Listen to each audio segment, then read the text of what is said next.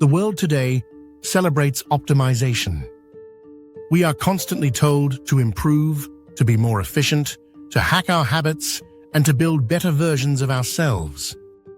Yet in this endless race towards self-optimization, a question lingers in the background, a question that refuses to fade.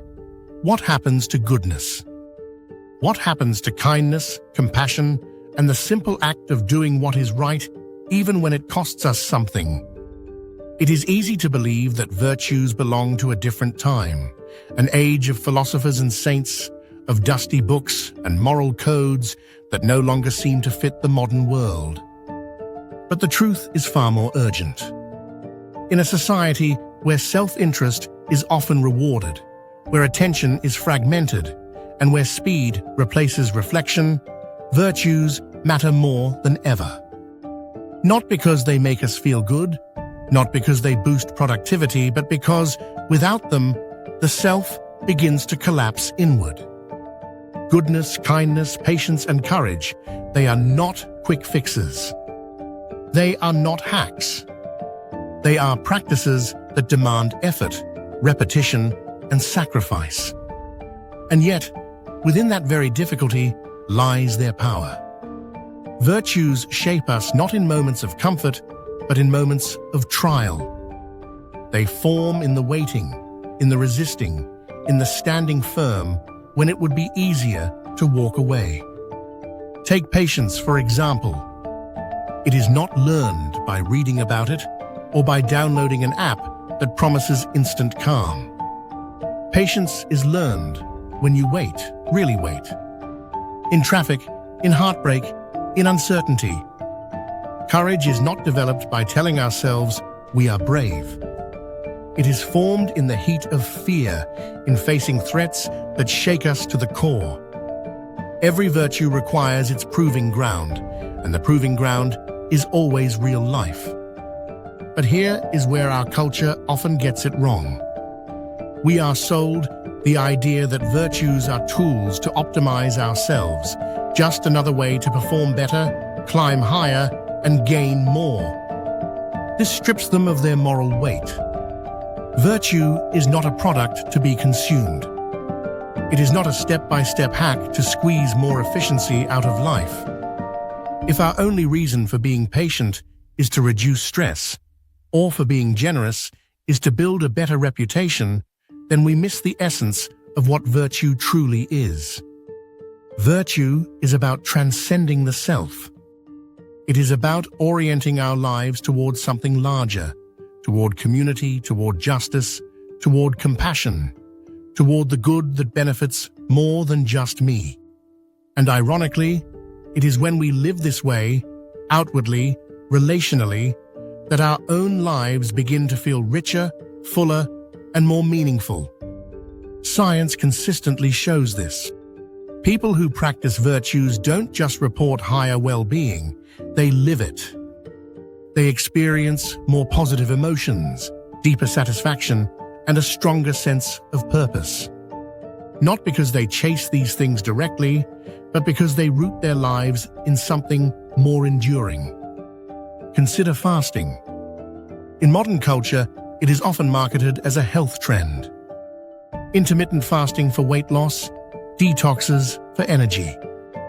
But step into a different context, say Ramadan, where fasting is not about health or self-optimization, but about faith, sacrifice, and discipline, and something remarkable happens.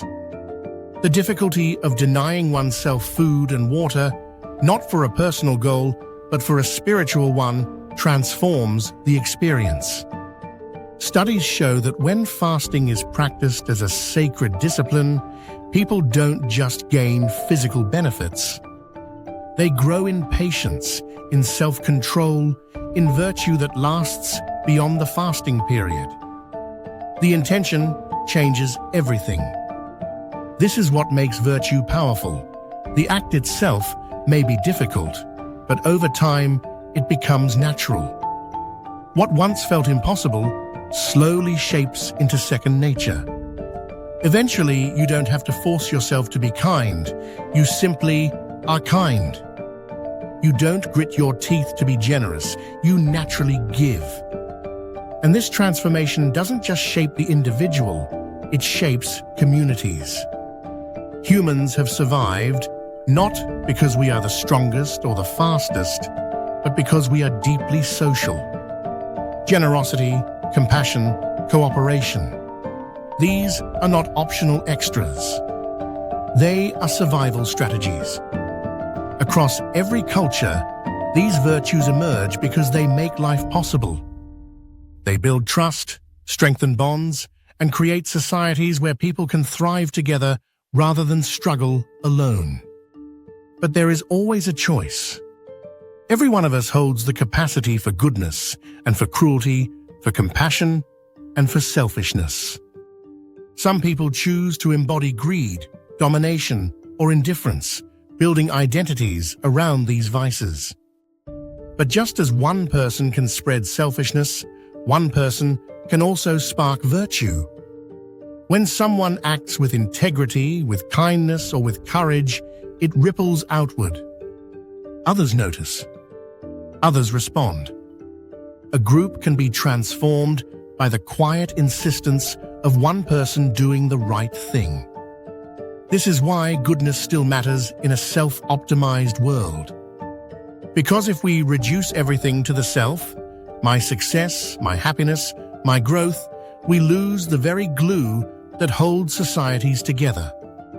Virtue is not about polishing our image or perfecting our lives. It is about lifting others, shaping communities, and creating spaces where justice, kindness, and compassion are possible. And yes, virtue requires training. It demands practice in real-life situations where the stakes are high. It is not glamorous and it is rarely easy, but the work is worth it. A life rooted in virtue is not just a life of personal satisfaction, it is a life that leaves a mark, that uplifts others, that points to something greater than ourselves. So as you move through your day, ask not only, how can I optimize my life? Ask instead, what kind of person am I becoming? Am I growing in patience, in courage, in compassion? Am I building habits that strengthen not just my performance, but my humanity?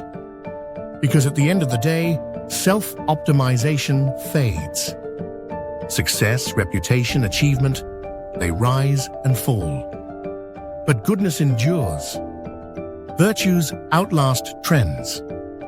And when the world grows noisy, fractured, and uncertain, it is goodness, quiet, steady, resilient, that reminds us of who we are meant to be.